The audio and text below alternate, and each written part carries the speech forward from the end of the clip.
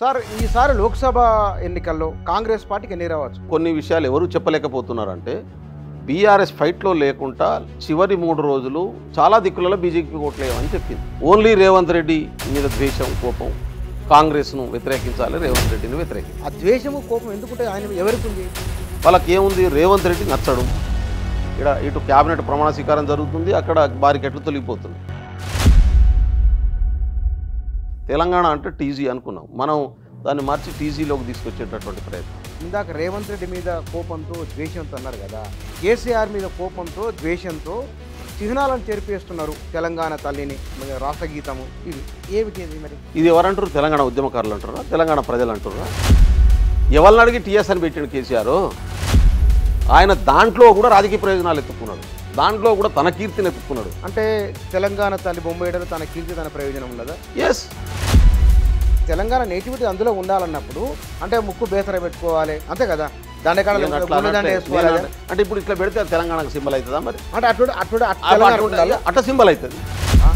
కేసీఆర్ పెట్టినటువంటి బొమ్మ వాస్తవిక జీవన విధానం కాదు, దొరసాని జీవన విధానం. చాలా ఇంపైన సొంపైన మాట ప్రజాపాలన. అంటే ఇంతకుముందు ప్రజలు లేరా? ఇంతకుముందు పాలన లేదా? రేపు మేము కూడా తప్పు చేసి మేము పాలకులం, ప్రజలు వేరు అని చెప్పి భావన వచ్చింది అనుకోండి, మమ్మల్ని కూడా తీసి ముషినదిలో పడేస్తారు. కానీ మీ పరిపాలన ప్రారంభమై ఇంకా 6 నెలలు కూడా కాలేదు, అప్పుడే ప్రజాపాలనని ఎట్లా చెప్తారు? మొదటి రోజు నుంచే ప్రజాపాలన ఇస్తామన్నాం, ప్రజాపాలన ఇంప్లిమెంట్ చేసేటటువంటి పని చేస్తాం. భారతదేశంలో జాతీయవాదం అనేది పెరిగింది. గ్రామీణ ప్రాంత భారతదేశానికి రీచ్ అయ్యిండు నరేంద్ర మోదీ, తిరుగులేదు అని ఒక వాదన ఉంది. స్వతంత్రోద్యమంలో వచ్చిన జాతీయవాదం కంటే ఎక్కువనా ఇది? పోనీ బీజేపీకి జాతీయవాదం బాధ్యత ఉందా? ఒక్క సెకండ్ కూడా ప్రధానమంత్రి కుర్చీలో కూర్చోవడానికి అనర్హుడు మోడీ. సార్ నమస్కారం. నమస్తే బుచ్చన్న గారు. సార్ ఈసారి లోక్సభ ఎన్నికల్లో కాంగ్రెస్ పార్టీకి ఎన్ని రావచ్చు? అంటే మీరు 10, 14 కాదు కానీ ఉన్నమాట అనుకుందాం. తెలంగాణలో మెజారిటీ సీట్లు కాంగ్రెస్కి వస్తాయి. ఉన్నటువంటి 17 సీట్లలో ఒకటి ఎంఐఎం తీసేస్తే 16 సీట్లు. 16 సీట్లలో మెజారిటీ సీట్లు కాంగ్రెస్కి వచ్చేటటువంటి అవకాశం ఉంది. కొన్ని సీట్లు అయితే టఫ్ ఉన్నాయి, అంటే ఎవరు గెలిచినా 10,000, 20,000 కంటే ఎక్కువ మెజారిటీ సీట్లు ఉంటాయి. అట్లా దాదాపు ఒక 6-7 సీట్లు ఉన్నాయి. అందుకనే బొటాబొటిగా ఈ సీటు మేము గెలుస్తాం, ఆ సీటు మేము గెలవని ఎవరు చెప్పకపోవడానికి కారణం అదే. మీరు ఆదిలాబాద్ తీసుకోండి, అది బీజేపీకి జనరల్గా cake walk seat. Last time BJP sitting seat. అక్కడ సీతక్క గారికి ఇన్ఛార్జ్ ఇచ్చి ఒక టీచర్ను క్యాండిడేట్గా పెట్టి, ఆదివాసీ టీచర్ను క్యాండిడేట్గా పెట్టి, ఉన్న క్యాడర్ అంతా అవుట్రేడ్గా పనిచేసిన తర్వాత, చాలామంది లీడర్షిప్ బీఆర్ఎస్ నుంచి కాంగ్రెస్కు చేరిన తర్వాత ఇప్పుడు అది టఫ్ సీట్గా మారింది. ఎవరు గెలిచినా అదే 5-10 వేల ఓట్లతోని మేము గెలవచ్చు, లేకుంటే బీజేపీ గెలవచ్చు. అట్లా మారినటువంటి పరిస్థితి ఉంది. నిజామాబాద్ పరిస్థితి కూడా సేమ్. నిజామాబాద్కి వచ్చేట్లకి ఏమైంది, జీవన్ రెడ్డి గారు కాంగ్రెస్ క్యాండిడేట్ కావడంతో ఒక పాజిటివ్ అప్లౌజ్ వచ్చేసింది కాంగ్రెస్ పార్టీకి. జీవన్ రెడ్డి గారు చాలా సీనియర్గా ఉండడం, రెండోది గతంలో బండి సంజయ్ మన అరవింద్ గారు ఇచ్చినటువంటి హామీలు ఇవ్వకపోవడం, ఆయన సిట్టింగ్ ఎంపీగా ఉండి ఏమీ చేయకపోవడం అనేటటువంటిది ఆయనకు మైనస్ పాయింట్స్గా ఉన్నటువంటి పరిస్థితి ఉంది. కాంగ్రెస్ క్యాడర్ అంతా కూడా యునైటెడ్గా, అవుట్రేడ్గా పనిచేసింది. రేవంత్ రెడ్డి గారు కూడా ప్రత్యేక దృష్టి పెట్టడంతో కంప్లీట్గా జీవన్ రెడ్డి గారి సీటు కూడా ఇప్పుడు నిజామాబాద్ టఫ్ ఫైట్లోకి వెళ్ళినటువంటి పరిస్థితి. ఒకప్పుడు మేము గెలవలేమనే స్థితి నుంచి టఫ్ ఫైట్లోకి వెళ్ళినటువంటి మాట వాస్తవం. ఎవరు గెలిచినా అదే 5,000, 10,000, 20,000 మెజార్టీతోనే గెలిచాడు. ఇంకోటి కరీంనగర్ కొంత బీజేపీకి ఎడ్జ్ ఉంది అనుకుంటున్నాను నేను, ఎందుకంటే క్యాండిడేట్ కొద్దిగా లాస్ట్ మినిట్లో వరకు ఆపడం అనేటటువంటిది మాకు కొంత నష్టం చేసింది. రెండోది వీళ్లతో పాటే ముందు వరుసలో కనుక కరీంనగర్ క్యాండిడేట్ డిక్లేర్ చేసి ఉంటే ఇంకంత అడ్వాంటేజ్ అయింది. అయితే అప్పటికీ ఆ క్యాండిడేట్ రావు గారు బాగా తిరిగారు, నేను కూడా పోయి వచ్చాను కరీంనగర్కు. టీఆర్ఎస్ లాస్ట్ మినిట్లో 3-4 రోజుల ముందు చేతులు ఎత్తేసి కంప్లీట్గా బీజేపీకి సపోర్ట్ చేస్తుంది అనేటటువంటి వార్తలు అంతటా పోయినట్టే కరీంనగర్లో పోయినాయి. అది ఎంత పర్సంటేజీ మరి బీజేపీ వైపు షిఫ్ట్ అయింది. టీఆర్ఎస్ తనంతట తాను తన కొట్లాట తాను చేసి ఉంటే కాంగ్రెస్కి ఎక్కువ ఎడ్జ్ ఉండేటటువంటి పరిస్థితి ఉండేది. అయితే నేను సిరిసిల్ల ప్రాంతానికి పోయాను. సిరిసిల్ల, ఎల్లారెడ్డిపేట ఆ బెల్ట్ అంతా తిరిగాను నేను. అటు అంతకుముందు కాంగ్రెస్ లేని దగ్గర నుంచి కాంగ్రెస్ బాగా పుంజుకున్నటువంటి పరిస్థితికి వచ్చింది. సిరిసిల్ల టౌన్లో కొంత బీజేపీ ఎడ్జ్ ఉన్నటువంటి పరిస్థితి కనబడ్డది నాకు. కాబట్టి ఖచ్చితంగా టఫ్ ఫైట్లోకి అయితే కాంగ్రెస్ కరీంనగర్లో వెళ్ళగలిగినాం. అంటే అస్సలు 3rd ప్లేస్లో ఉన్నాం కదా మేము, అంతకుముందు 3rd ప్లేస్లో నుంచి ఆల్మోస్ట్ ఆల్ పోటీకి వెళ్ళగలిగినటువంటి స్థాయికి వెళ్ళాము ఆడ. మన ఖమ్మం జిల్లా ఎవరికి? అది ఖమ్మం కేక్వాక్ అండి. ఖమ్మం కానీ, మహిబాద్ కానీ, నల్గొండ కానీ అసలు దరిదాపుల్లో కూడా ఇంకో పార్టీ లేవు. అన్నీ కూడా కాంగ్రెస్ వన్ సైడ్ గెలిచేటటువంటి కేక్వాక్ ఎన్ని ఉన్నాయి? ఇప్పుడు కేక్వాక్ సీట్లలో మాకు ఉన్నటువంటిది మహబాదు ఒకటి, పక్కనే ఉన్నటువంటి ఖమ్మం 2, నల్గొండ 3, ఆ పక్కనే ఉన్నటువంటి భువనగిరి కూడా ఫైట్ ఉంది. ఎందుకంటే ఒక సోషల్ పోలరైజేషన్ జరిగిందని చెప్తా ఉన్నారు, నేను వెరిఫై చేసిన కాడికి. కాకుంటే కాంగ్రెసే గెలుస్తుంది భువనగిరి కాంగ్రెస్. దాని తర్వాత నాగర్ కర్నూలు కాంగ్రెస్ గెలుస్తుంది, వన్ సైడ్ పక్క గెలుస్తుంది. 5 మహబూబ్నగర్ కూడా కాంగ్రెసే గెలుస్తుంది. 6 ఈ వన్ సైడెడ్గా అయితే అంటే యూత్ కొంత మనం డికే అరుణ గారికి చాలా సీనియర్ లీడర్గా ఉండడం, పాత కాంగ్రెస్ కనెక్షన్స్ ఉండడం కాబట్టి కొంత ఆమెకు అడ్వాంటేజ్ అవుతుంది అంటున్నారు. కానీ నేను మహబూబ్నగర్లో ఉన్నటువంటి 7 అసెంబ్లీ సెగ్మెంట్లు తిరిగాను. వంశీచంద్ర రెడ్డి గారు చాలా కష్టపడ్డాడు. ఖచ్చితంగా కాంగ్రెస్ పార్టీ గెలుస్తుంది. జైరాబాద్ మాకు కాంగ్రెస్ పార్టీ గెలుస్తుంది, అక్కడ ప్రాబ్లం లేదు. 7 అయిపోయాయి. మెదక్ టైట్ ఫైట్ ఉంది. యాక్చువల్గా ఫస్ట్ ఫేజ్లో ముందు బీఆర్ఎస్ ఉండే, కానీ బీఆర్ఎస్ సెలెక్ట్ చేసుకున్నటువంటి క్యాండిడేట్ వెంకటరామరెడ్డి గారు అక్కడ కలెక్టర్గా చేసి ఉండడం, ఆయన మీద ఉన్న వ్యతిరేకత కొంత బీఆర్ఎస్కు ఎఫెక్టివ్ చూపించినటువంటి పరిస్థితి ఉంది. మాకు నీలం మధు బీసీ క్యాండిడేట్కి ఇవ్వడం అనేటటువంటిది చాలా అడ్వాంటేజ్ అయింది. దానికి జగ్గారెడ్డి గారు కానీ మిగతా వాళ్ళు అందరూ ఇటు దామోదర్ రాజ నరసింహ వీళ్ళంతా కూడా చాలా సీరియస్గా పనిచేయడంతో బాగా పికప్ అయింది. రేవంత్ రెడ్డి గారు కూడా స్పెషల్గా ఫోకస్ చేయడం, ముఖ్యమంత్రి గారు, దాంతో బాగా అడ్వాంటేజ్ అయింది. సీరియస్ ఫైట్లోకి అయితే మేము మెదక్కి వెళ్ళగలిగినాం. ఇక 7 అయినాయి. 7 మీరు కేక్వాకు, 7 మీరు అన్నారు. 8 కేక్వాకు. జైరాబాద్ కూడా ఉంది కదా, అది 8. పెద్దపల్లి, ఈవెన్ వరంగల్ పెద్దపల్లి, వరంగల్ మేము గెలుస్తున్నాం. పెద్దపల్లి కొంత టైట్ ఫైట్లోనే ఉంది. ఎందుకంటే ముందు మేము ఆడ 7 మా ప్రజాప్రతినిధులు వన్ సైడ్ గెలుస్తాం అనేది మేము అనుకున్నాం. కానీ ఇప్పటికి కూడా నేను అనుకుంటున్నాం మేము గెలుస్తాం అది. కానీ బీజేపీ నుంచి గట్టి పోటీనే ఉన్నది. అయితే యూత్ ఓటు కొంత పెద్దపల్లి నుంచి గట్టి పోటీ ఉండడం గమనించాల్సింది. ఎందుకు అంటే అక్కడ వీళ్ళు మందకృష్ణమాది గారి ఎఫెక్ట్ కూడా కొంత ఉందనేటటువంటిది వస్తున్నది. కాబట్టి ఆ సైలెంట్ ఓటు ఎట్లా పడ్డది అనేటటువంటిది మనం బాక్స్ తెరిస్తే కానీ చెప్పేటటువంటి పరిస్థితి ఉండదు. అయ్యా ఇక్కడ ఇప్పుడు Secunderabad one sided, interesting, very interesting. Chevella seat tough ఫైట్లో ఉంది. ఓకే, మొదట్లో ఒక బీజేపీకి ఎడ్జ్ ఉండేది, ఎందుకంటే క్యాండిడేట్ పరంగా బీజేపీ పాజిటివ్ వైబ్రేషన్ ఉండే. కానీ పార్టీ పరంగా చూసినప్పుడు కాంగ్రెస్ పార్టీ అక్కడ బలంగా ఉన్నటువంటి పార్టీ. మొన్న అసెంబ్లీలో గెలిచినటువంటి మెజారిటీ సీట్లు బలమైనటువంటి తాండూరు కానీ, అటు మహేశ్వర్ రెడ్డి గారు డీసీసీ అధ్యక్షులు బాగా, రామ్మోహన్ రెడ్డి గారు బాగా పనిచేసినటువంటి పరిస్థితి ఉంది. వికారాబాదు కూడా గట్టి పని నడిచింది. నేను కూడా పార్లమెంట్ సెగ్మెంట్ అంతా తిరిగాను. అంత ఈజీగా లేదు, అంటే ట్రయాంగిల్ ఫైట్ కాడ 2 కాంగ్రెస్ వర్సెస్ బీజేపీ ఫైట్గా మారినటువంటి స్థితి ఉంది. అయితే ఇక్కడ ఎందుకు కొన్ని విషయాలు ఎవరు చెప్పలేకపోతున్నారంటే బీఆర్ఎస్ ఫైట్లో లేకుండా చివరి 3 రోజులు చాలా దిక్కులలో బీజేపీ ఓట్లేయమని చెప్పడం. అయితే ఎంత పర్సంటేజ్ ఆఫ్ ఓటు బీజేఆర్ఎస్ది బీజేపీ వైపు షిఫ్ట్ అవుతుంది అనేది ప్రశ్న. ఎందుకంటే పార్టీ నాయకులు ఆ చైతన్యంతో ఉన్నటువంటి వాళ్ళు ఒక సెక్షన్ వేస్తే వేయొచ్చు, కానీ మిగతా సామాన్యమైనటువంటి కార్యకర్తలు గ్రామాల్లో ఉన్నటువంటి వాళ్ళు బీజేపీకి వేసేందుకే మనం కాంగ్రెస్కి వేసుకుందామని చెప్పి వేసేటటువంటి పరిస్థితి ఉంటుంది అన్నట్టు. అట్లా బీఆర్ఎస్కి సంబంధించినటువంటి ఓటు బ్యాంకు రూరల్లో ఉన్నటువంటి ఓటు బ్యాంకు ఎక్కువ కాంగ్రెస్ వైపే వచ్చినటువంటి పరిస్థితి ఉంది. కాబట్టి దాని ఎఫెక్ట్ ఎంత ఉంటుంది అనేటటువంటిది ఏ ఇంటలెక్చువల్ కూడా ప్రెడిక్ట్ చేయగలిగినటువంటి పరిస్థితి లేదు. మనకు మల్కాజ్గిరి, మల్కాజ్గిరి కొంత బీజేపీకి ఎడ్జ్ ఉన్నదని చెప్తున్నారు. కానీ నేను గ్రౌండ్లో పోయి నేను అదే ఏరియాలో ఉంటాను. దానికి ఈటల రాజేందర్ గారి ఫ్యాక్టర్ పెద్ద నాయకుడిగా ఉండడం అనేటటువంటిది ఆయనకు అడ్వాంటేజ్గా ఉంది. దీంట్లో పాపులారిటీ ఉండడం అనేది. రెండోది ముందే మా క్యాండిడేట్ లాస్ట్ మినిట్లో డిక్లేర్ అయినటువంటి సీట్, అది కూడా క్యాండిడేట్ లేట్గా డిక్లేర్ కావడం, అప్పటికి చాలా తీవ్రమైనటువంటి కృషి చేశారు. ఈవెన్ ముఖ్యమంత్రి గారు కూడా 2-3 మీటింగ్లు పెట్టినటువంటి పరిస్థితి. క్యాడర్ అయితే కాంగ్రెస్ పార్టీ క్యాడరు అసెంబ్లీ ఎన్నికల కంటే పార్లమెంట్ ఎన్నికల్లో అద్భుతంగా పనిచేసింది, నేను చెప్పగలుగుతా. అవునా? పార్లమెంట్ ఎన్నికల కంటే పార్లమెంట్ ఎన్నికల్లో ఎక్కువ పనిచేశారు కాంగ్రెస్ క్యాడరు. అది అసెంబ్లీ ఎన్నికల్లో పనిచేసినటువంటి దానికంటే ఎక్కువ పనిచేశారంటున్నాను. కొంత సిస్టమ్ కూడా ఉండడం, కోఆపరేటివ్ ఎఫెక్టివ్గా పనిచేయడం, సిస్టమేటిక్గా పనిచేశారు. అంటే ఇక్కడ మీకు టఫ్ ఏమేమి ఉన్నాయి? కరీంనగర్, పెద్దపల్లి, నిజామాబాదు, మెదక్, 4 నియోజకవర్గాలు, ఈవెన్ ఆదిలాబాద్ 5 టఫ్ ఉన్నాయి. 5 టఫ్ ఉన్నాయి. ఓకే, మిగిలిన 10 ఇప్పుడు 9 కేక్ వాక్ అన్నారు మీరు. ఇప్పుడు ఆదిలాబాద్లో 200 మేము 2.5 లక్షల ఓట్లు వచ్చినాయి అసెంబ్లీలో. 4.5 లక్షల ఓట్లు బీజేపీకి వచ్చినాయి. 4,65,000 బీఆర్ఎస్కి వచ్చినాయి. 4,65,000 అంటే ఓట్ల పరంగా చూసినప్పుడు, అసెంబ్లీ ఓట్ల పరంగా చూసినప్పుడు బీఆర్ఎస్ ఫస్ట్ ప్లేస్లో ఉండే, బీజేపీ సెకండ్ ప్లేస్లో ఉండే. మాకు వాళ్ళకు 2 లక్షల తేడాలో ఉన్నాం మేము. అక్కడి నుంచి మేము ఇప్పుడు గుంజుకొస్తున్నటువంటి పరిస్థితి ఉంది. మీరు గమనించాల్సింది అది. బీఆర్ఎస్ 4,65,000 వచ్చిన బీఆర్ఎస్ పార్టీ డిస్మాంటిల్ అవుతున్నది. డిస్మెంటల్ అంటే తాను డిస్మాంటిల్ చేసుకుంటున్నారు. ఆ రోబో సినిమాలో తను ఎట్లయితే పార్ట్ విడగొట్టుకొని రోబో తను డిస్మాంటిల్ చేసుకుంటుందో అట్లా తాను కేసీఆర్ స్ట్రాటజీ వల్ల డిస్మాంటిల్ చేసుకున్నటువంటి పరిస్థితి ఉంది. కాబట్టి దాని నష్టం ఎంత జరుగుతుంది అనేది రిజల్ట్ వచ్చిన తర్వాతనే తెలుస్తుంది. చాలా దిక్కులలో బీఆర్ఎస్కు డిపాజిట్లు కూడా రానటువంటి పరిస్థితి వాళ్ళే క్రియేట్ చేసుకున్నారు. రాంగ్ స్ట్రాటజీ, వాళ్ళు వేసుకున్నటువంటి రాంగ్ స్ట్రాటజీ వల్ల వాళ్ళకి ఎక్కువ నష్టం జరిగేటటువంటి పరిస్థితి.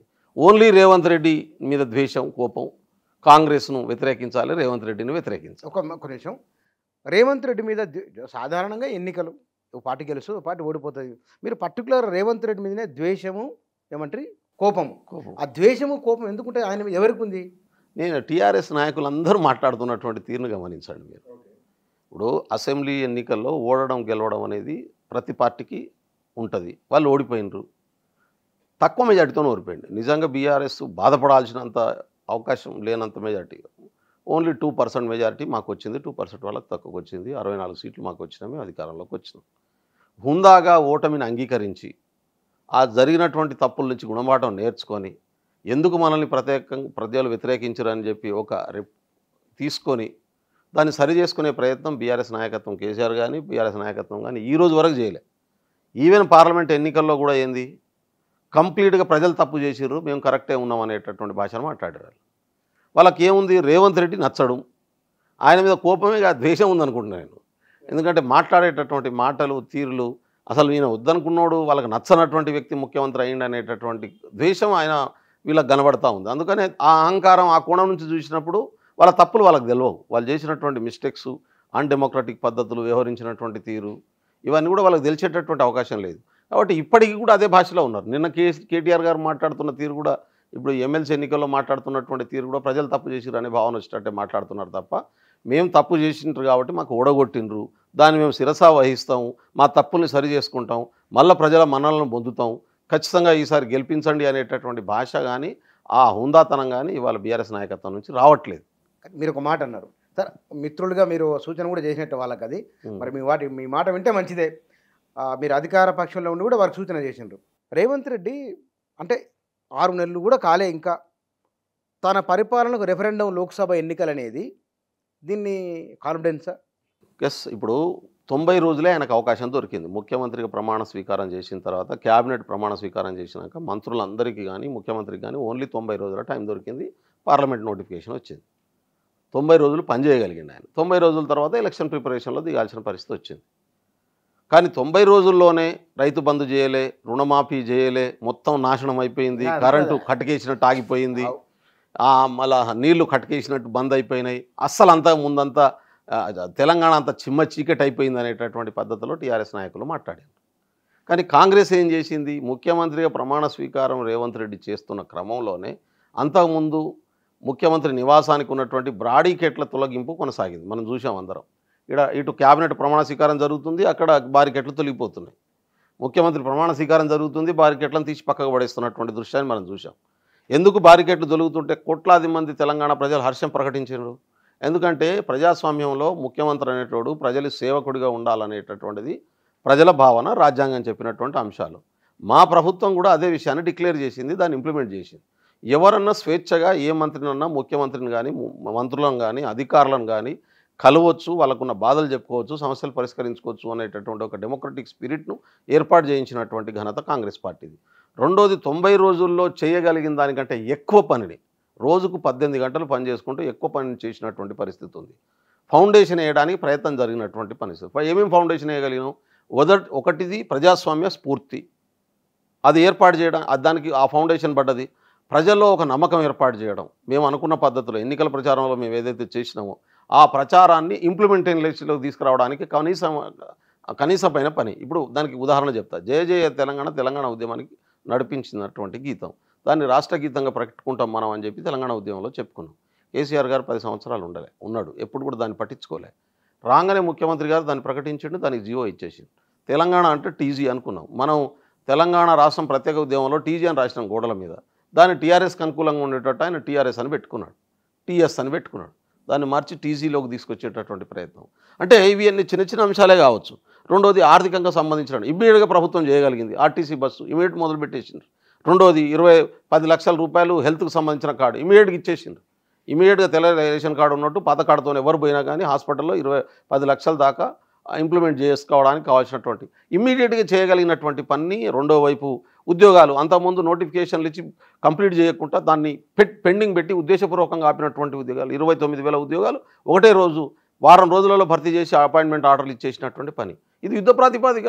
ఇప్పుడు 30,000 మంది సెటిల్ అయిపోయారు కదా, అంటే ఎక్కడిదక్కడ. ఇవన్నీ కలిపి రెఫరెండం అంటే ఈ ఇది 3 నెలల పాలనకు రెఫరెండంగా స్వీకరించడానికి సిద్ధంగా ఉన్నారని చెప్పి బీఆర్ఎస్ నాయకులే మాట్లాడితే ఎస్ మేము రెడీ అని చెప్పి ముఖ్యమంత్రి గారు ప్రకటించింది. కానీ ఇక్కడ మీరు ఇందాక అన్నారు, ప్రస్తావన తీసుకొచ్చారు. సరే, ఈ పనులు చేసిండ్రు కాబట్టి ప్రజలు ఓట్లేసినది మీ భావన.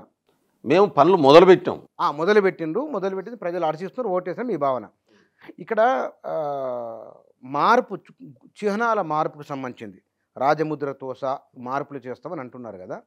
ఈ మార్పులు ఇందాక రేవంత్ రెడ్డి మీద కోపంతో ద్వేషంతో అన్నారు కదా, కేసీఆర్ మీద కోపంతో ద్వేషంతో చిహ్నాలను చెరిపేస్తున్నారు. తెలంగాణ తల్లిని, తర్వాత తెలంగాణ టీజీగా మార్పు, జాతీయ రాష్ట్రగీతము, ఇవి ఏమిటి? అది మరి కేసీఆర్ పెట్టి ఉండదు. ఇది ఎవరంటారు? తెలంగాణ ఉద్యమకారులు అంటారా, తెలంగాణ ప్రజలు అంటారా? టీఆర్ఎస్ పార్టీ కేసీఆర్కు తందాన పడేటోళ్ళు అంటున్నారు. టీజీగా పెట్టాలని చెప్పి కొట్లాడింది మనం, టీజీగా పెట్టింది మనం, టీజీ అని కూడా మీద రాసింది మనం. మీరు కూడా ఉద్యమంలో ఉన్నారు కదా. ఎవరిని అడిగి టీఎస్ అని పెట్టిండు కేసీఆర్? ఏ ప్రజలను అడిగిండు? ఏ ఉద్యమకారులు అడిగిండు? టీజీ అని ఆ రోజు రాసింది టీఎస్కి ఎట్లా మారింది? ఎవరి ప్రయోజనాల కోసం మారింది? ఏ ఉద్యమకారుడు టీఎస్ అని పెట్టమన్నాడు? టీజీ అనేది తెలంగాణ ప్రజల ఆకాంక్ష. ఈ సింబల్ను తెలంగాణ ప్రజలు కోరుకున్నారు. కాంగ్రెస్ పార్టీ రేవంత్ రెడ్డి కోరుకోలే. రేవంత్ రెడ్డి కాంగ్రెస్ పార్టీ చేస్తున్నటువంటి పని, మా ముఖ్యమంత్రి చేస్తున్న పని ఏంటంటే ప్రజల ఉద్యమకారుల 14, 10, 20 సంవత్సరాల ఉద్యమకారులు పెట్టినటువంటి ప్రతిపాదనల్ని ఆమోదిస్తున్నాడు. అది కేసీఆర్ చేసి ఉండాల్సిన పని. అది ఆయన చేయలే. ఆయన దాంట్లో కూడా రాజకీయ ప్రయోజనాలు ఎత్తుక్కున్నాడు, దాంట్లో కూడా తన కీర్తిని ఎత్తుక్కున్నాడు, దాంట్లో కూడా తన ప్రయోజనాల్ని ఆశించుకున్నాడు. అదే ఆయన చేసిన దుర్మార్గం. ఇక్కడ తన కీర్తి తన ప్రయోజనం అంటే తెలంగాణ తల్లి బొమ్మ వేయడం తన కీర్తి తన ప్రయోజనం ఉన్నదా? ఎస్, 100% ఉన్నది. అంటే ఆ ఫోటోలో నేను అదే అన్నా. ఆయన జయించినటువంటి బొమ్మను ఒకసారి పెట్టి తన బిడ్డను పెట్టుకున్నప్పుడు ఎంతమంది ఆ రోజు ఉన్నటువంటి ఉద్యమకారులు తీసి ముంగడ పెట్టినటువంటి సందర్భాలున్నాయి. నేను అంటున్నా, తెలంగాణ వారసత్వం ఎక్కడి నుంచి రావాలి? తెలంగాణ ఉద్యమం నుంచి రావాలి. ఎందుకు సాకలైలమ్మను బయటకు తీసుకురాలే? ఎందుకు రామ్జీ గోండును బెల్లైనాయకు పెట్టిండు కదా, రామ్జీ గోండు విగ్రహం తీసుకుపోయి మంచిర్యాల్లో, నిర్మల్లో నేను కదా బయటికి తీసుకొచ్చింది. పాశమేధి గారు చెప్తే ఆడికెళ్ళి నేను కదా పాదయాత్ర చేసింది. ఎందుకు దానిది అంటే ఎవరైతే తెలంగాణ రక్షణ కోసం కొట్లాడి ప్రాణాలు అర్పించినటువంటి దొడ్డి కొమరయ్య కావచ్చు, సాకల ఇందిమ కావచ్చు, షేక్ బందగి కావచ్చు, ఠాణు నాయక్ కావచ్చు, కొమరం భీమ్ కావచ్చు, రామ్జీ గోండు కావచ్చు, రామ్జీ గోండు విగ్రహాన్ని ఎవరు నేను కదా పెట్టించింది. అందుకనే చెప్తున్నా నేను. వీటికి ఒకవైపు తెలంగాణ చారిత్రక ఉద్యమకారులను బయటికి తీసుకొస్తుంటే వాళ్ళను తొక్కేయడం కోసం ఆయన ఇప్పుడు తెలంగాణ తల్లి అనేది మిత్తే కదా. నేను అంటున్నాను తెలంగాణ తల్లి మిత్తే, కానీ రామ్జీ గోండ్ మిత్తు కాదు, కొమరం భీమ్ మిత్తు కాదు, ఇప్పుడున్నటువంటి చాకలైలమ్మ మిత్తు కాదు. మొన్నటిదాకా 74 దాకా 80 దాకా బతికింది. ఠాణు నాయక్ మిత్తు కాదు, తెలంగాణ కోసం కొట్లాడి ప్రాణాలు అర్పించినటువంటిది. అంటే ఎవరిని తీసుకురావాలి మనం? అంటే లేని ఊహాజనితమైనటువంటి వాటిని ఒక రూపం ఇచ్చి దీన్ని పూజించమని, దీన్ని గౌరవించమనేటటువంటి విధానానికి కేసీఆర్ తీసుకొస్తే ఊహాజనితం కాదు, వాస్తవిక ప్రజల జీవితాల్లో మార్పుల కోసం కొట్లాడి ప్రాణాలు అర్పించినటువంటి వీరులను తీసుకురావాలని చెప్పి ఆ రోజు మేము అన్నాం. నేను అందుకనే ఇక్కడ కూడా మళ్ళీ ఇంకోటి కూడా చెప్తున్నా, ఆ మిత్రును కూడా ఎట్లా తయారు చేసిండు కేసీఆర్? దొరసాన్ లెక్క తయారు చేసిండు. ఎందుకు దొరసాన్? అదే అనుకున్నా, తెలంగాణ తలట్లా ఉండకూడదా? హూందాగా బంగారంతో ఉండకూడదా? తెలంగాణ పేదరికంలో ఉండాలి. పేదరికంగా అంటే ఏందన్నట్టు? పేదరికంగా హుందా కాదు, తెలంగాణ ప్రజలకు సింబల్గా ఉండాలంటున్నాం మేము. ఉద్యమంలో కూడా ఇదే అన్నాం, తెలంగాణ ప్రజల భావాలకు సింబల్గా ఉండాలి. తెలంగాణ వాస్తవ ముఖ చిత్రానికి భిన్నంగా ఎందుకు పెట్టాలి? ఎందుకు పెట్టాలి? అంటే ఎవరి ప్రయోజనాల కోసం పెట్టాం? అంటే దీంట్లో ఎందుకుందో తెలియదు కానీ ఎప్పుడు కాలం ఒకేలా ఉండాలని ఆ దండకడియాలు చంద్రికడియాలు పెట్టుకోవాలి, గొంగడి భుజాన్ని వేసుకొని పోయి ఎందుకు అనుకోవాలి? మళ్ళీ సూటు బూటు ఎందుకు? ఒక మాట అనుకుందాం, మీరు అడగండి. తెలంగాణ నేటివిటీ అందులో ఉండాలన్నప్పుడు అంటే ముక్కు బేసర పెట్టుకోవాలి అంతే కదా, దండకడలు నేను అట్లా గుండె దండ అనట్లేదు. వేసుకోవాలి. నేను అంటే ఇప్పుడు ఇట్లా పెడితే అది తెలంగాణకు సింబల్ అవుతుందా మరి? అంటే తెలంగాణ ఉండాలి. అట్లా సింబల్ అవుతుంది. అది వాస్తవిక జీవన విధానం ఆఫ్ తెలంగాణ పీపుల్.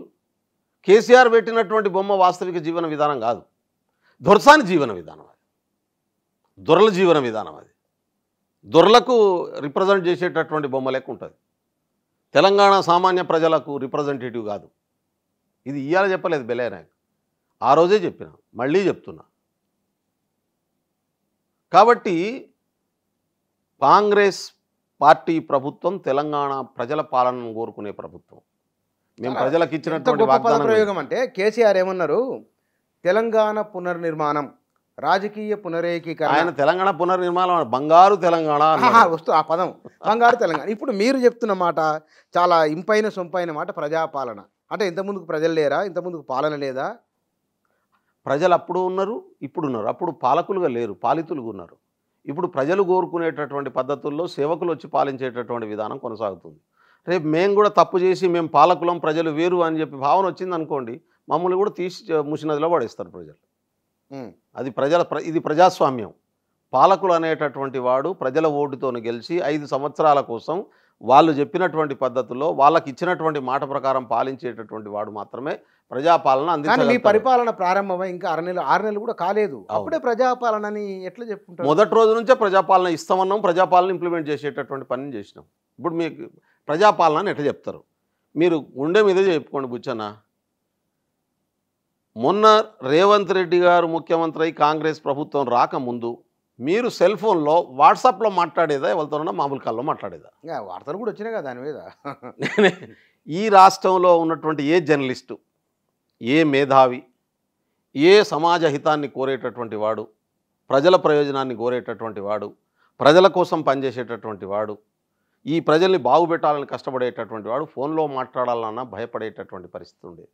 అధికారులు కావచ్చు, జర్నలిస్టులు కావచ్చు, అనధికారులు కావచ్చు, రాజకీయ నాయకులు కావచ్చు, స్వయాన కేసీఆర్ చుట్టూ ఉన్నటువంటి లాబీ నాయకులే కావచ్చు. ఎందుకు అంటే మనల్ని ఎవడో వాచ్ చేస్తున్నాడు, మన మాటల్ని ఎవడో వింటున్నాడు, మన మాటలన్నీ లీక్ అవుతున్నాయి, తద్వారా మనల్ని కంట్రోల్ చేసే ప్రమాదం ఉన్నది, మనల్ని తొక్కేసేటటువంటి ప్రమాదం ఉన్నది, ఒక భయ వాతావరణం ఉంది. కాంగ్రెస్ వచ్చినాక ఎవరన్నా వాట్సాప్లో మాట్లాడేటోళ్ళు కనబడుతున్నారు. ఇప్పుడు 6 నెలలనే, మీరు అన్నట్టు 3 నెలలనే ఎవరన్నా భయ వాతావరణం ఉంది. ప్రజలు ఆనందంగా సుఖంగా వాళ్ళకు నచ్చిన పద్ధతుల్లో ఇంకోలకు హామ్ చేయకుండా జీవించేటటువంటి వాతావరణాన్ని క్రియేట్ చేయడం ప్రభుత్వ బాధ్యత. ఒకటేంటంటే ఆ విశ్వాసాన్ని 100 రోజుల్లోనే రేవంత్ రెడ్డి గారు క్రియేట్ చేయగలిగారు. ఒకటి ఏంటంటే బీఆర్ఎస్ నాయకులు మాట్లాడుతున్నారు, నీళ్ళు లేదు, కరెంట్ ఇవ్వలేదు, వారు మాట్లాడడం సమంజసం కాదు, సరైనది అంతకన్నా కానే కాదు. ఎందుకంటే డిసెంబర్లో గవర్నమెంట్ పోయింది, ఇంకా ఖరీఫ్ సీజన్ కూడా మనకు స్టార్ట్ కాలేదు, కాబట్టి అనడానికి వీలు లేదు. నెంబర్ 1. నెంబర్ 2, ప్రజాపాలన మీరు చెప్పేది కొంచెం 7 2 ఏళ్ళు ఆగుదాం, అప్పుడు ఎట్లా ఉంటుంది ఏందనేది చూద్దాం. ఎందుకంటే కేసీఆర్ చేసిన పొరపాట్లు ఏవైతున్నాయో అవి కాంగ్రెస్ కంటిన్యూ చేస్తుందా లేదా అనేది ముందు తెలుస్తుంది. ఎందుకంటే కేసీఆర్ వారసత్వంలో ఇప్పుడు అప్పులు మాత్రం వస్తున్నాయి, అప్పులు అనివార్యమవుతున్నాయి, ఆ వారసత్వం కొనసాగుతున్న తర్వాత మీరు చూద్దాం. నెక్స్ట్ మనం నేషనల్ పార్టీస్కి వెళ్ళిపోదాం. మీరు భారత్ జోడో యాత్రలో మొదలు 2 సందర్భాల్లో పాల్గొన్నారు. జాతీయ స్థాయిలో ఈసారి సమీకరణ ఎట్లా ఉండవచ్చు? ఇండియా కూటమి అధికారంలోకి వస్తుంది. 300 పైచిలకు మెజార్టీతోని ఇండియా కూటమి అధికారంలోకి వస్తుంది. బీజేపీ సొంతంగా 200 సీట్ల దాకా పోతుంది, అంతకంటే ఎక్కువ వచ్చేటటువంటి అవకాశం లేదు. నా ప్రిడిక్షన్లో అయితే 180 to 210 దాకా పోతుంది, కానీ అంతకంటే ఎక్కువ వచ్చే అవకాశం లేదు. ఇప్పుడు జమ్మూ కాశ్మీర్ ఉంది, 6 సీట్లు ఉంటాయి. ఇప్పుడు కశ్మీర్లో పోటీ చేస్తలేదు బీజేపీ, 370ని రద్దు చేసినామని చెప్తున్నారు కదా. ఎందుకు కశ్మీర్ ఎన్నికలకు దూరం ఉంటుంది? ఇప్పుడు 370 అధికరణ జమ్మూ కాశ్మీర్ ప్రజల ప్రయోజనాల కోసం రద్దు చేసి ఒక కాంగ్రెస్ చేసినటువంటి తప్పును సరిచేసి దేశాన్ని ఒక అద్భుతంగా చేసినామని దేశంలో కన్యాకుమారి నుంచి అన్ని రాష్ట్రాల్లో ప్రచారం చేస్తుంది కదా బీజేపీ. ఎందుకు కశ్మీర్లో పోటీ చేయట్లేదు? ఎందుకు కశ్మీర్లో నామినేషన్ కూడా వేయలేదు? ఎందుకు జమ్మూ కాశ్మీర్ ప్రజల దగ్గరికి పోవట్లేదు ఓట్లు అడగనీకి? కశ్మీర్ ప్రజల కోసం మీరు పనిచేసి ఉంటే ఇలా కశ్మీర్ ప్రజలు ఎందుకు నామినేషన్ వేసే పరిస్థితి లేదు? ఈ ప్రశ్న ఇలా దేశం అంతా బీజేపీని అడగాల్సినటువంటి అవసరం ఉంది. కాబట్టి 6 సీట్లలో ఒక్కటి రావు. పక్కనే ఉన్నటువంటి పంజాబ్ 13 సీట్లలో ఒక్కటి రావు. హర్యానాలో 11 సీట్లలో ఇవాళ 4-5 వచ్చేటట్టున్నాయి. లాస్ట్ టైం వీళ్ళు 11 గెలిచారు. ఢిల్లీలో 7 సీట్లలో కొట్టించే పరిస్థితి లేదు. రాజస్థాన్లో 25కి 25 లాస్ట్ టైం గెలిచిరు, ఇప్పుడు సగం సీట్లు గెలిచే పరిస్థితి లేదు. మధ్యప్రదేశ్లో ఉన్నటువంటి 28లో లాస్ట్ టైం ఒకటి మేము గెలిచినాం, 29 వాళ్ళు గెలిచారు. ఈసారి వాడు 15 దాటే పరిస్థితి లేదు. పక్కనే ఉన్నట్టు గుజరాత్లో 26 ఉన్నాయి, 26లో వాళ్ళకు వచ్చినటువంటిది లాస్ట్ టైం 26 వచ్చినాయి. ఈసారి వాళ్ళు 18 దాటేటటువంటి పరిస్థితి లేదు. గుజరాత్లో సొంత రాష్ట్రం బీహార్లో లాస్ట్ టైం 35 వచ్చినాయి వాళ్ళకు, 42కి. ఈసారి నేను అంటున్నాను ఇవాళ 10 దాటే పరిస్థితి లేదు. మహారాష్ట్రలో 48లో వాళ్ళకు వచ్చినాయి ఆల్మోస్ట్ 35 సీట్స్ లాస్ట్ టైం అలయన్స్కు. ఈసారి ఏడు వస్తున్నాయి వాళ్ళకు 10 సీట్లు దాటే పరిస్థితి లేదు. మహారాష్ట్రలో బెంగాల్ ఒక్క సీటు గెలవట్లేదు. ఏక్నాథ్ షిండే పార్టీ ఒక్క సీటు గెలవలేదు. తిరుగుబాటు చేసినటువంటి మా ఎన్సీపీ సోదరులు అజిత్ పవార్ సంబంధించినది 85 సీట్లలో 60 సీట్లు గెలిచినటువంటి మొత్తం కూటమి 74 సీట్లు గెలిచింది లాస్ట్ టైం యూపీలో. ఈసారి 30 సీట్లు దాటే పరిస్థితి లేదు. ఉత్తరప్రదేశ్లో బీజేపీ 30 దాటదు. 80కి 30 దాటదు. నేను అదే చెప్తున్నా కదా. మేజర్ రాష్ట్రాలను ఎగిరిపోయి 18 సీట్లు వచ్చినాయి వెస్ట్ బెంగాల్లో. ఈసారి 10 దాటే పరిస్థితి లేదు. ఏడుకేళ్ళు వస్తారు. నార్త్ ఈస్ట్ లో మొత్తం 7 రాష్ట్రాలు కలిపి 6 రాష్ట్రాలు కలిపి 22 సీట్లు ఉంటాయి. సగం రాష్ట్రాల్లో పోటీ చేయలేదు. ఎందుకు మణిపూర్లో పోటీ చేయట్లేదు? ఎందుకు పోటీకి దూరం ఉన్నారు? ఈ దేశాన్ని అద్భుతంగా నడిపిస్తున్నాం అనేటటువంటిది ముఖ్యమంత్రి గవర్నమెంట్ ఉన్న దగ్గర పోటీకి బీజేపీ దూరం ఉందంటే దాన్ని బట్టి అర్థం చేసుకోవచ్చు కదా. ప్రజలు నామినేషన్ వేస్తే కూడా తరిమి కొట్టే పరిస్థితి ఉంది. కాబట్టి 20 రాష్ట్రాల్లో 22 సీట్ల కడ 5-6 సీట్లు గెలిచే పరిస్థితులు లేదు అలా. కాబట్టి 7 గెలిచారు. మీరు చూడండి, ఒరిస్సాలో 21 సీటు, ఇప్పుడు 21 సీట్లలో వాళ్ళకు 5-6 సీట్లు వచ్చేటటువంటి అవకాశం ఉందని చెప్తున్నారు బీజేపీకి. 5-6 వస్తాయి. కాంగ్రెస్ గవర్నమెంట్ వస్తుంది రేపు ఒరిస్సాలో. చూడండి మీరు, అసెంబ్లీ ఎన్నికలు కూడా జరుగుతున్నాయి. బీజూ జనతా దళ్ పోయి కాంగ్రెస్ గవర్నమెంట్ రాబోతుంది అక్కడ. కాంగ్రెస్ 147 సీట్లలో 80 సీట్లు కాంగ్రెస్ గెలుస్తున్నది, 2 సీట్లు సిపిఐ గెలుస్తుంది, 3 సీట్లు సిపిఎం గెలుస్తుంది, 1-2 సీట్లు ఇండిపెండెంట్ గెలవబోతున్నారు. దాదాపు 85 సీట్లతోని కాంగ్రెస్ గవర్నమెంట్ అక్కడ ఫామ్ చేయబోతున్నది. ఇప్పుడు భక్త చరణ్ దాస్ గారు ముఖ్యమంత్రి కాబోతున్నారు. ఇక్కడ ఒరిస్సాలో బీజూ జనతా దళను కాదని, నవీన్ పట్నాయక్ను కాదని కాంగ్రెస్ అదే చెప్పబోతున్నా. ఇది ఈ మొత్తం మనం మాట్లాడిన వాటిలో మిరాకిల్ ఇది. నేను చెప్తున్నా, అందుకనే వాస్తవాలు దేశం మీడియా మనం ముందుకు తీసుకురావట్లేదు. ఇప్పుడు తమిళనాడు ఉంది, 39 ఉన్నది. 39 సీట్లలో 30 సీట్లలో డిపాజిటే రాదు బీసీకి. గెలవడం అనే సంగతి పక్కన పెట్టు. కేరళలో 20 సీట్లు ఉన్నాయి. 20 సీట్లలో 1 సీట్లో డిపాజిట్ రాదు. ఎడికెళ్ళి గెలుస్తుంది?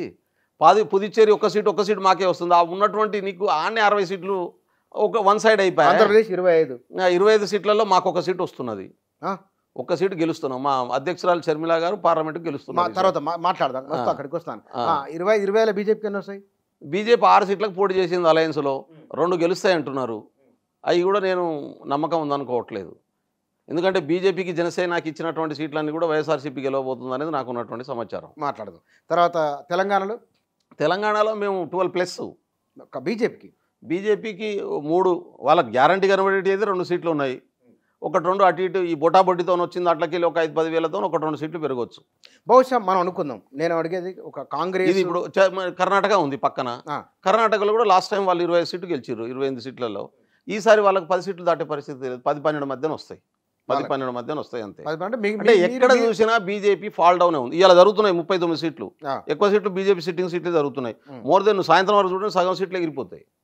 మీరు చూస్తారు కదా ఇవాళ జరుగుతుంది. ఉత్తరప్రదేశ్లో 14 సీట్లు జరుగుతుంది. మీరు నాకు డెఫినెట్గా ఈ పోలింగ్ అయిపోయిన తర్వాత కూర్చుందాం, మనం ఎగ్జిట్ పోల్స్ వస్తే ఆ రోజు మీరు నాకు ఈవినింగ్ టైం ఎగ్జాక్ట్ పోల్ రోజు కూడా కూర్చున్నాను. ఎందుకంటే ఆ రోజు చూసాలి ఇట్లా అయిపోయిన వెంటనే మళ్ళీ సిట్టింగ్ వేద్దాం మనం. మాట్లాడదాం, తప్పకుండా కూర్చుందాం. కూర్చొని మాట్లాడదాం. ఇక్కడ హిమాచల్ ప్రదేశ్లో 4 ఉన్నాయి, 2 మాకు 2 వాళ్ళకు. ఉత్తరాఖండ్లో 6 ఉన్నాయి. ఆడ కూడా సేమ్. ఇప్పుడు జార్ఖండ్లో ఉన్నటువంటి 11 సీట్లలో వాళ్ళు 1-2 గెలిచినట్టున్నది. మిగతా అన్ని ఎగిరిపోతున్నాయి. ఎందుకంటే ఆ ఇద్దరు సీఎంలను అరెస్ట్ చేయడం అనేటటువంటిది చాలా మైనస్ పాయింట్ అయింది వాళ్ళకి మైనస్ అయింది. కాబట్టి ఇట్లా చూసుకుంటే బీజేపీ అన్కాన్స్టిట్యూషనల్ విధానం, అరాచకత్వం, అబద్ధాలు చెప్పడం, డైవర్ట్ చేయడం, మోసం చేయడం, నమ్మించేటటువంటి గొంతుకు వేసి పనిచేయడం, డెవలప్మెంట్ పక్కన పడేసి మతాలు కులాలు. ఇప్పుడు మోడీ గారు మాట్లాడుతున్నారు, ప్రధానమంత్రి గారు, మీరు చూస్తున్నారు కదా, టీవీ ఛానళ్ళకి ఇంటర్వ్యూ ఇస్తున్నారు. టీవీ ఛానళ్ళకి ఇచ్చే ఇంటర్వ్యూలో ఎట్లా మాట్లాడుతున్నారు, పబ్లిక్ పోయి మాట్లాడుతున్నారు. తనకు తానే కాంట్రాడిక్ట్ చేసుకుంటే ఎట్లా? మిగతా వాళ్ళ సంగతి వదిలిపెట్టండి. నేనేం ఏ మతానికి కులానికి వ్యతిరేకంగా మాట్లాడితే నేను చచ్చిపోతా, రాజకీయాలకు పనికిరాను అని చెప్పి ఆయన ఇంటర్వ్యూలో చెప్తాడు, ఇండియా టుడేకి ఇచ్చిన ఇంటర్వ్యూలో. పక్కనే పోయి నెక్స్ట్ డే మీటింగ్లో పోయి అసలు ముస్లిం అపీస్మెంట్ పాలిటిక్స్కు కాంగ్రెస్ చేస్తున్నదని చెప్పి మత ప్రాతిపాదిక మీద ఆడ మాట్లాడతారు. ఎందుకు ఇట్లా భిన్నమైన అంటే స్టేట్మెంట్? ఇంత ఎందుకో ఆ అపరిచితుడు సినిమాలో ఆ హీరో కనుక బిహేవ్ చేసినట్టు ప్రధానమంత్రి గారు బిహేవ్ చేస్తారు. ఎందుకు రీజన్ ఏంది? ఎందుకు అంత ఓడిపోతున్నాం అనే విషయం అర్థమైపోయింది. వాళ్ళు చాలా స్ట్రాటజికల్గా 7 ఫేజులు పెట్టి వాళ్ళకు అనుకూలమైనటువంటి పద్ధతిలో లాస్ట్ టైం మార్చుదామని ప్రయత్నం చేశారు. అది లేదు. ఫస్ట్ ఫేజ్లో వాళ్ళ దురదృష్టం కొద్దీ మొత్తం వాళ్ళకి వ్యతిరేకంగా ఉన్నటువంటి ప్లాన్తో అంతా పెట్టించారు. ఫస్ట్ ఫేజ్లోనే కాంగ్రెస్కి లీడ్ వస్తుంది అనేటటువంటి ఇండియా కూటమికి లీడ్ వస్తుంది అనే టాక్ వచ్చేసింది. దాంతో ఏంటంటే నేషనల్ పర్సెప్షన్ అంతా చేంజ్ అయింది. దాంతో ఏమైంది, గతంలో రాహుల్ గాంధీని ఇమేజ్ను డ్యామేజ్ చేయడం కోసం వేల కోట్ల రూపాయలు ఖర్చు పెట్టి సోషల్ మీడియాను వాడారు. ఎప్పుడైతే రాహుల్ గాంధీ గారి భారత్ జోడో యాత్ర కన్యాకుమారి నుంచి కాశ్మీర్ దాకా పోయిందో వాళ్ళు రాహుల్ గాంధీ గారి మీద ఏం చెప్పినా భారతదేశ ప్రజలు నమ్మే పరిస్థితిలో లేరు. ఎందుకంటే రాహుల్ గాంధీ ఏందో ఈ దేశానికి అర్థం వాళ్ళు ఎక్కువ ఏం మాట్లాడలేను లేదు. ఎందుకంటే ఆయనను అంతకుముందు ఆయన బంద్ కమరేలో ఉన్నప్పుడు ఏం తిట్టినా ఆయన ఎట్లాంటి వాడే కావచ్చు అని జనం నమ్మే అవకాశం ఉంది. ఇప్పుడు లేదు కదా. రోడ్డు మీదకి వచ్చిండు, కోట్ల మందికి ఆయన తిండి తినే విధానం, బిహేవ్ చేసే విధానం, నడిచే విధానం, మాట్లాడే విధానం, సమస్యల మీద స్పందించే విధానం ఇదంతా కూడా భారతదేశం కూడా ఓపెన్ ఫ్యాక్ట్గా కనబడ్డది ఇవాళ. కాబట్టి బీజేపీ రాజకుమారుడనో ఇంకోటనో తెలివి లేదన్నో చదువు రాదన్నదో ఎన్ని రకాల ప్రయత్నాలు చేసి ఆయనను ఎన్ని రకాల బదనాలు చేయాలో అన్ని రకాల బదనాలు చేసేసారు. అవన్నీ అపోహలు మాత్రమే, వాస్తవాలు కాదని భారతదేశానికి అర్థం. ఇవన్నీ ఏంటంటే మీరు కాంగ్రెస్ కళ్ళద్దాలతో చూసినప్పుడు సహజంగా అట్లా కనబడదు, అది క్వైట్ న్యాచురల్ అట్లా కనబడుతుంది. ప్రాక్టికల్గా నరేంద్ర మోదీ వచ్చిన తర్వాత భారతదేశంలో జాతీయవాదం అనేది పెరిగింది, హిందూ జాతీయవాదం పెరిగిందని ఒక చర్చ బయట జరుగుతూ ఉన్నది. అది రూరల్ తెలంగాణకు, గ్రామీణ ప్రాంత భారతదేశానికి రీచ్ అయ్యిండు నరేంద్ర మోదీ, తిరుగులేదు అని ఒక వాదన ఉంది. ఇప్పుడు హిందూ జాతీయవాదం కాదు పెరిగింది, మోడీ జాతీయవాదం పెరిగింది. ఇప్పుడు భారతదేశంలో పల్లెల్లో జాతీయవాదం ఇంతకుముందు లేదా? తిరంగా జెండా ఎగరేయట్లేదా? స్వతంత్రోద్యమంలో వచ్చిన జాతీయవాదం కంటే ఎక్కువనా ఇది? పోనీ బీజేపీకి జాతీయవాదం బాధ్యత ఉందా? దేశ సమగ్రంగా ఉండాలనే కోరిక ఉందా? లేకుంటే దేశంలో ఎవరు రాకుండా ఆపగలిగినటువంటి దమ్ముందా? నేను అంటా ఉన్నాను, ఎందుకు చైనా మన దేశంలో 3000 కిలోమీటర్లు 4000 కిలోమీటర్ల నుంచి మన ప్రాంతాన్ని ఆక్యుపై చేసుకుంటే ఈ రోజు వరకు దాని మీద మాట్లాడట్లేదు? మొన్నటి ఎన్నికల్లో వాళ్ళకి లడాక్ నుంచి ఒకటే సీట్ వచ్చింది కదా జమ్మూ కాశ్మీర్లో, ఇప్పుడు లడాక్ యూటీ కదా, ఎందుకు లద్దాఖ్ పోవట్లేదు? లద్దాఖ్ ప్రజలు అప్పుడు సపోర్ట్ చేసిన వాళ్ళంతా రోడ్ల మీదకి వచ్చి వాళ్ళు ఎందుకు 6 నెలలుగా పోరాటం చేస్తున్నటువంటి పరిస్థితి ఉంది? అరే లద్దాఖ్ 7 కిలోమీటర్ల పక్కన వచ్చేసిందబ్బా చైనా అవడని చెప్పి వాళ్ళు మొత్తుకుంటే ఎందుకు దాన్ని పట్టించుకునే పరిస్థితి లేదు? ఎందుకు దాన్ని స్పందించే ప్రయత్నం జరగట్లేదు? నేను అందుకనే అడుగుతున్నా, 370ని తీసేసినామని. 370లో A, B 2 క్లాజులు ఉంటాయి. B క్లాజును తీసేసారు. ఆ క్లాజ్ వల్ల ఏంటంటే ఎవరన్నా భూములు కొనవచ్చు. ఎవరు కొన్నారు? బుచ్చన్న గారు 26,000 ఎకరాలు దానికి కొన్నాడు జమ్మూ కాశ్మీర్లో, ఇంకెవడు కొనలే. అవునా? మరి నేను ఆన్ రికార్డు చెప్తున్నా, 26,000 ఎకరాలు, 26,000 ఎకరాల భూమిని అదాని కొన్నాడు. అదాని భూములు కొనడం కోసం 371Bని తీసేసిండు మోడీ. కాశ్మీర్ ప్రజల కోసం కాదు, భారతదేశ ప్రజల కోసం కాదు. ఎవరికి లాభమైంది ఇప్పుడు అంటే ఓన్లీ అదానికి లాభమైంది. నేను ఆ రికార్డు చెప్తున్నాను. కానీ ఇది మరి అందుకనే నీకు దమ్ము ధైర్యం ఉంటే పోయి కాశ్మీర్లో జమ్ములో పోటీ చేయి, గెలువు, ఆ ప్రజల మనల పొందు, నువ్వు చేసింది నిజం అని చెప్పి వాళ్ళు చెప్తారు. ఇప్పుడు నేను ట్రైబల్ని, నేను మళ్ళీ చెప్తున్నా, 5th షెడ్యూల్డ్ ఏరియాలో ఉన్నటువంటి తెలంగాణ రాష్ట్రంలో ఉన్నా. మన రాష్ట్రంలో 5th షెడ్యూల్డ్ ఏరియాలో ఉంటుంది. భద్రాచలంలో బుచ్చిన భూమి కొనొచ్చా? కొనకూడదు, రాజ్యాంగ విరుద్ధం అది కదా. అవును, 170 చట్టం ఉంటుంది, 5th షెడ్యూల్డ్ ఏరియా ఉంటుంది. ఛత్తీస్గఢ్లో ఉన్నటువంటి 5th షెడ్యూల్డ్ ఏరియాలో పోయి బుచ్చిన కొనొచ్చా? కొనలేము. ఆ పక్కన ఉన్నటువంటి ఆ ఊరిలో ఉండేటటువంటి 100 సంవత్సరాలుగా బతుకుతున్నటువంటి ఎస్సీ కానీ, బీసీ కానీ, ఓసీ కానీ షెడ్యూల్డ్ ఏరియాలో భూమి కొనడానికి వీల్లేదు. ఆ రక్షణ ఉంటేనే గిరిజన భూములని అన్యాక్రాంతం అయిపోతున్నటువంటి పరిస్థితి ఉంది. అంత టైట్ రక్షణ చట్టం ఉన్నప్పటికీ మన దగ్గర అన్యాక్రాంతం అయిపోతున్నది. ఆ రోజు దేశాన్ని ఏర్పాటు చేసేటప్పుడు బాబాసాహెబ్ అంబేద్కర్ బలహీనంగా ఉన్నటువంటి ప్రజలు లేకుంటే ఆ రాజ్యాలు మర్జ్ చేస్తున్నప్పుడు కొన్ని కండిషన్స్తో భారతదేశంలో విలీనమైనవి. ఆ విలీనమైనటువంటి వాటిని ఒక్కొక్కటి తీసేసుకుంటూ సమగ్రమైనటువంటి భారతదేశంగా మనిషి మెదళ్ళను మార్చుకుంటూ చేసుకుంటూ కాంగ్రెస్ పార్టీ వచ్చింది. అలా మోడీ ఏదో చేసిండని కాదు, భారతదేశాన్ని ఏర్పాటు చేసింది కాంగ్రెస్ పార్టీ, రాజ్యాంగాన్ని ఏర్పాటు చేసింది కాంగ్రెస్ పార్టీ, ఈ క్లాజులు పెట్టింది కాంగ్రెస్ పార్టీ, ఆ రోజు పార్లమెంట్ అప్రూవ్ చేసింది కాంగ్రెస్ పార్టీ. ఈశాన్య భారతదేశం అంతా 6th షెడ్యూల్ ఇచ్చినాం మనం. ఈ 6th షెడ్యూల్లో ఉన్నటువంటి రైట్స్ ఇవన్నీ ఉన్నాయా? 6వ షెడ్యూల్లో ఉన్నటువంటి గిరిజనులకు ప్రత్యేకమైనటువంటి రక్షణలు ఇవ్వబడ్డాయి. ఇప్పుడు దాన్ని రెచ్చగొట్టే కదా ఇప్పుడు మైతేయి కూకి తెగల మధ్యన గొడవ చేసి లక్షల మంది చంపుకునేటటువంటి పరిస్థితి, 4,000 మంది చనిపోయే స్థితి తీసుకొచ్చి బట్టలిప్పదీసి మహిళలను రేప్ చేసేటటువంటి స్థితి ఇవాళ 2 గిరిజన తెగల మధ్యన రెచ్చగొట్టి చేయించింది కదా బీజేపీ. ఇంతకంటే దుర్మార్గమే ఉంది? ఒక్క సెకండ్ కూడా ప్రధానమంత్రి కుర్చీలో కూర్చోవడానికి అనర్హుడు మోడీ గారు. నేను చెప్తా ఉన్నాను, ఒక్క సెకండ్ కూడా. ఎందుకంటే ఆయన ఈ దేశ ప్రధానమంత్రి అయితే ఆ ప్రజలకు ఓదార్చాల్సి ఉండే, ధైర్యం ఇవ్వాల్సి ఉండే. గవర్నర్ మొత్తుకున్నది, ముఖ్యమంత్రి మొత్తుకున్నాడు, ఒక్క పూట పోకపోతేవి, ఈ రోజు వరకు పోకపోతే, కొన్ని ఎన్నికల ప్రచారానికి పోకపోతేవి, క్యాండిడేట్ను పెట్టకపోతేవి లాస్ట్కు. ఇంతకంటే ఇంక నువ్వు గొప్ప ప్రధానమంత్రి ఎట్లయితావు? 10 సంవత్సరాలుగా చేయింది కొత్తదేం చెప్తావు అబ్బా నువ్వు? లాస్ట్ 10 years నుంచి you are the prime minister of this country. మీరు అన్నట్టు ఇండియన్ నేషనలిజం పెరిగింది. ఇండియన్ నేషనలిజాన్ని తీసుకొచ్చింది, నేషన్ బిల్డ్ చేసిందే కాంగ్రెస్ పార్టీ. ఇంకా నేషనలిజం ఎక్కడిది? హిందూ జాతీయవాదం అంటే ఎవరి ప్రయోజనాల కోసం పనిచేస్తుంది? దేశ ప్రజల కోసం పనిచేస్తుందా? నేను అంటున్నా హిందూ జాతీయవాదం. మళ్ళీ ఇక్కడ ప్రశ్న, ఇది చాలా ఇంపార్టెంట్ ప్రశ్న. హిందూ జాతీయవాదం అంటే ఆధిపత్య కులాల జాతీయవాదం. హిందూ జాతీయవాదం అంటే మనుధర్మ జాతీయవాదం. హిందూ జాతీయవాదం అంటే ఎస్సీలు, ఎస్టీలు, బీసీలు బానిసలుగా బతికే జాతీయవాదం. ఎవరు బతకమంటారు?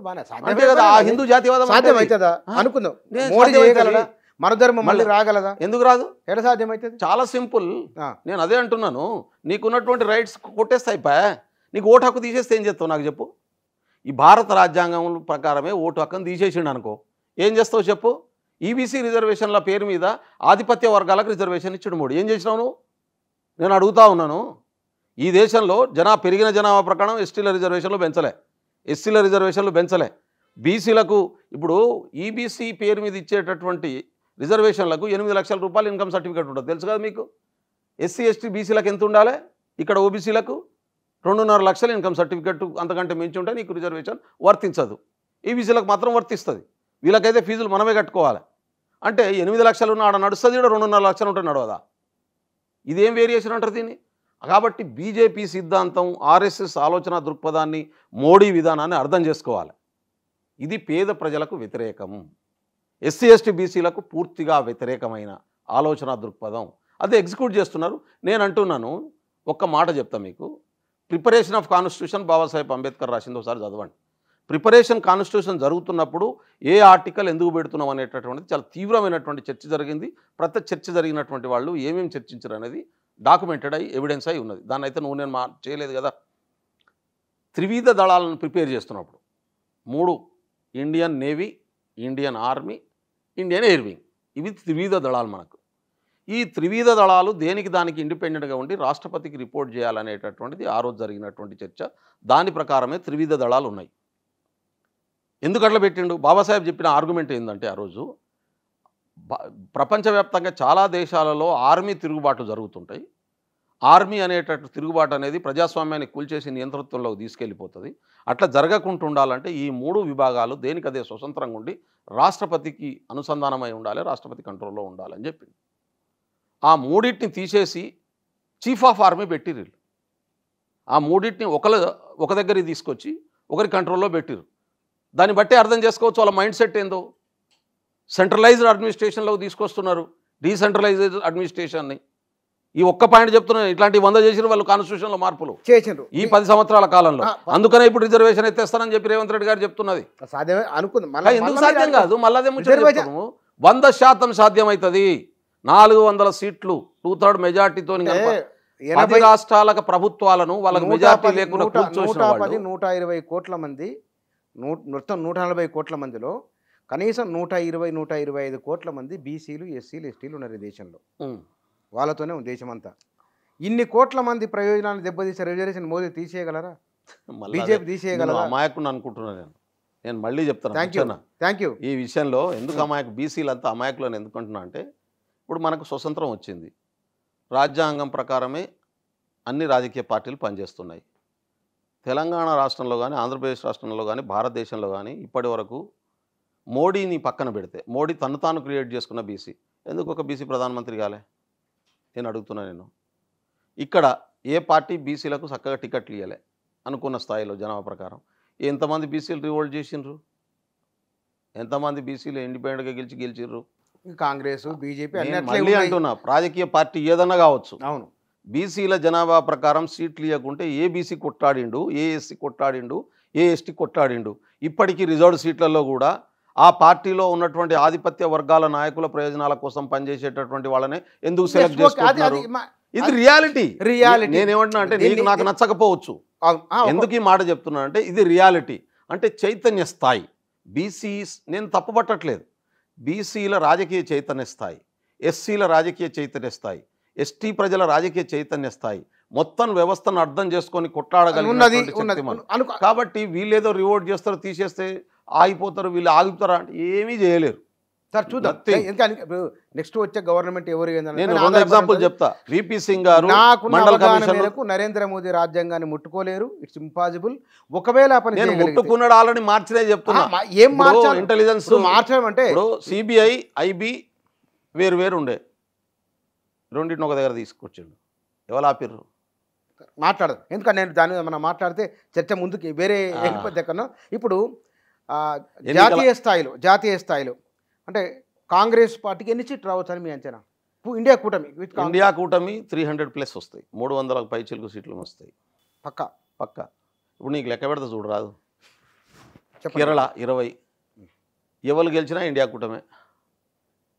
తమిళనాడు 40, పుదుచ్చేరిని కలుపుకొని ఇండియా కూటమే. ఎన్ని అయినాయి? 60. కర్ణాటక కాంగ్రెస్ 29లో చెప్పిన కదా, సగం వస్తాయి. సగం అంటే 15 వేసుకో, 60 15 వేసుకోవాలన్నా, 60 75 మొత్తం సౌత్ ఇండియా మొత్తం కలిపి 130 సీట్లు. 130 సీట్లలో మొత్తం బీజేపీకి వచ్చేటియే 15 సీట్లు. 130 అంటే 120 సీట్లు అనుకో. ఇండియా కూటమి 120 అనుకో. నేను 120 అయిపోయింది. 120 ఓకే అయిపోయిందా? తర్వాత జమ్మూ కాశ్మీర్ ఇండియా కూటమి. ఎలక్షన్ లేదన్నారుగా, బీజేపీ పాల్గొనట్లేదు, ఎలక్షన్ లేక ఎందుకు లేదు? మొత్తం ఇండియా కూటమి 100 ఇక్కడ పంజాబ్ అవి 6, ఇవి ఒక 120 126. పంజాబ్ 13, ఢిల్లీ 7 మాకే ఈసారి. ఓకే. హర్యానాలో సగం 6 వస్తాయి అనుకుంటున్నాం, 5 వాళ్ళకి 6 మాకు. ఓకే. రాజస్థాన్లో సగం, యూపీ 20. ఉత్తరప్రదేశ్లో 50 మాకే. ఇండియా కూటమి 50 సీట్లు, మొత్తం 80 సీట్లలో 50 సీట్లు మాకే వస్తున్నాయి. 35 సీట్లు మహారాష్ట్రలో వస్తున్నాయి. 35 సీట్లు వస్తున్నాయి. 35 సీట్లు బీహార్లో వస్తున్నాయి. 35 బీహార్ 70.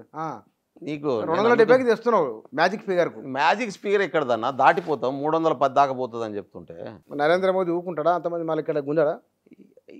నేనేమంటున్నా అంటే నరేంద్ర మోడీ తనకు తానే ఫ్రస్ట్రేట్ అవుతున్నప్పుడే, ఇప్పుడు 1కి 2 సార్లు ప్రజలు అధికారం ఇచ్చిండ్రు. ప్రజల కోరిక మేరకు రాజ్యాంగబద్ధ పాలన చేస్తే ప్రజలు ఆలోచిస్తారు.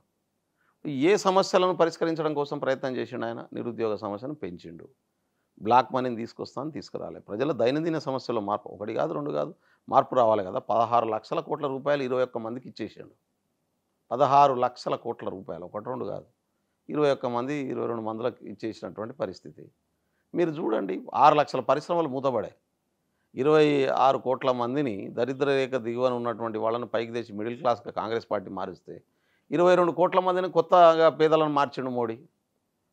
కాబట్టి ఇప్పటికీ ఎన్నికల్లో నేను అంటున్నాను, మోడీ గారు కానీ, అమిత్ షా గారు కానీ, బీజేపీ నాయకులు కానీ ఎవరన్నా దేశ సమస్యల్ని ప్రస్తావిస్తున్న పరిస్థితి ఉందా? 45 సంవత్సరాల క్రితం ఉన్నటువంటి ఎకనామికల్ సిస్టమ్ వచ్చింది, నిరుద్యోగ సమస్య వచ్చింది. ప్రతి 5గురిలో ఒక నిరుద్యోగులు ఉన్నారు భారతదేశంలో. ఎందుకు ఈ పరిస్థితి? అదేమిటో కానీ ఈసారి ఎన్నికలు ఆయనే చెప్తున్నాడు, 80 కోట్ల మందికి మేము 5 కిలోలు. ఈసారి భారతీయ జనతా పార్టీ కాంగ్రెస్ ట్రాప్లో పడిన మాట వాస్తవం. రిజర్వేషన్లు అనేవరకాల మొత్తం ట్రాప్లో పడిపోయారు. రిజర్వేషన్ అనట్లేదు. వికసిత్ భారత్ పాంచనాయి 25 గ్యారంటీ ఇవి జనంలోకి వెళ్ళలే. ఏమి వెళ్ళినాయి? ఒకటి రాహుల్ గాంధీ చెప్పిన కులగణన ఒకటి వెళ్ళింది. రిజర్వేషన్లు ఉంటాయా పోతాయా. భారతదేశంలో నార్త్ ఇండియా మొత్తం చూడండి, ఏ మహిళలను కదిలించండి ఒకటి అంటారు, టకాటక్ అంటారు. ఏంది టకాటక్ అంటే?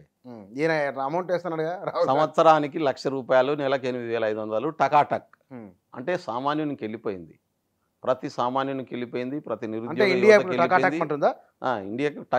టకాటక్. మీరు కౌంటింగ్ కూడా జరిగినప్పుడు రేపు టకాటక్కే చూస్తారు.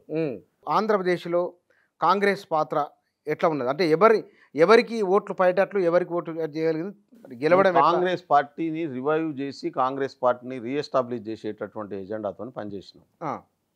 అక్కడ బహుశా ఒక 6 నెలల ముందు షర్మిల గారు కనుక ప్రెసిడెంట్ పోస్ట్ తీసుకొని ఆమెకి ఇచ్చి తిరిగి ఉంటే ఇవాళ ఆంధ్రప్రదేశ్లో పవర్లోకి వచ్చే పరిస్థితి వచ్చేది. నేను మళ్ళీ చెప్తున్నా, ఆడ ప్రజలకు ప్రత్యామ్నాయం లేని ఎవరు ఇప్పుడు 2 పార్టీల కూటమి దిక్కు ఇద్దరు పోయి బీజేపీ కాడ కాళ్ళ మొక్కుడు ప్రోగ్రామే, ఇటు వైఎస్ఆర్సీపీ కానీ ఇటు టీడీపీ కానీ వాళ్ళిద్దరూ ఎంత కేంద్ర ప్రభుత్వం అన్యాయం చేసినా మమ్మల్ని కాపాడండి, దానికి ఏకైక కారణం వాళ్ళు చేసుకున్నటువంటి తప్పులు, వాళ్ళ అధికారంలో ఉన్నంగా చేసినటువంటి తప్పుల్ని ఆ తప్పుల నుంచి కాపాడుకోవడం కోసం, ఆ తప్పుల్ని అడ్డం పెట్టుకొని వాడు చేస్తున్నటువంటి బ్లాక్మెయిల్ నుంచి తమను తాము రక్షించుకోవడం కోసం సరెండర్ అయినటువంటి పరిస్థితి. ఒక వ్యక్తి బలహీనత లేకుంటే ఒక వ్యక్తుల సమూహపు బలహీనత మొత్తం రాష్ట్ర ప్రజల బలహీనతగా మారినటువంటి పరిస్థితి. అందుకనే మేము చాలా షార్ట్ టర్మ్లో షర్మిల గారు కాంగ్రెస్లో తన పార్టీని మర్జ్ చేయడం, అధ్యక్ష బాధ్యతలు తీసుకోవడం, దాంతో పార్టీని రివైవ్ చేసి కొంత నిలబెట్టుకునేటటువంటి ప్రయత్నం జరిగింది. ఖచ్చితంగా కడపలో షర్మిల గారు గెలిచేటటువంటి అవకాశం అయితే ఉంది.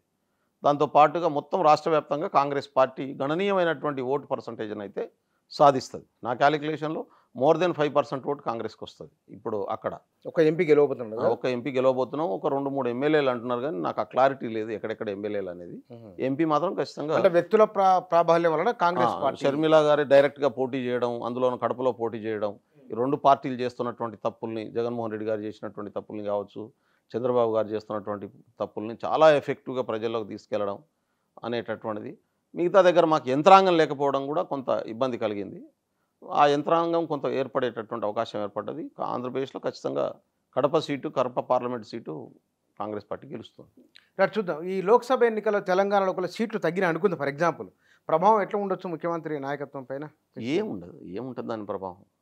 ఇప్పుడు లోక్సభ ఎన్నికలు కేంద్రంలో ప్రధానమంత్రిని ఎన్నుకోవడం కోసం జరుగుతున్నటువంటి ఎన్నికలు కాబట్టి దానికి రాష్ట్ర ప్రభుత్వం మీద దాని ప్రభావం ఏముంటుందని నేను అనుకోను. రాష్ట్ర ప్రభుత్వం ఆల్రెడీ ఇక్కడ పూర్తి స్థాయి మెజార్టీతోనే 5 సంవత్సరాల కోసం ప్రజలు మాకు ఓటేసారు. ఆ 5 సంవత్సరాలకు మేము ఏం చేస్తామనే వాగ్దానం ఆల్రెడీ చేసినాం. దాన్ని ఇంప్లిమెంట్ చేసేటటువంటి పనిలో ఎన్నికలు అయిపోయినాయి. క్యాబినెట్ సమావేశం పెట్టుకొని పని స్పీడప్ చేద్దామంటే ఎన్నికల కమిషన్ పర్మిషన్ ఇవ్వకుండా మన క్యాబినెట్ పోస్ట్పోన్ అయినటువంటి విషయం మీకు తెలుసు. ఇవాళ జరుగుతుంది, ఇవాళ 3 గంటలకు సమావేశం అయినా కూడా రిస్ట్రిక్టెడ్ సమావేశం జరుగుతుంది. ఎందుకంటే ఇక్కడ ఎన్నికలు అయిపోయిన తర్వాత కూడా మనం ఆగాల్సి వస్తుంది ఆ కోడ్ ఎగ్జిస్టెన్స్లో ఉండడం వల్ల. కాబట్టి దాని ఎఫెక్ట్ ఏముంటుందని నేను అనుకోను పెద్దగా. చూద్దాం మరి ఎలక్షన్ ఫలితాలు రాని sir. Thank you very much. Thank you.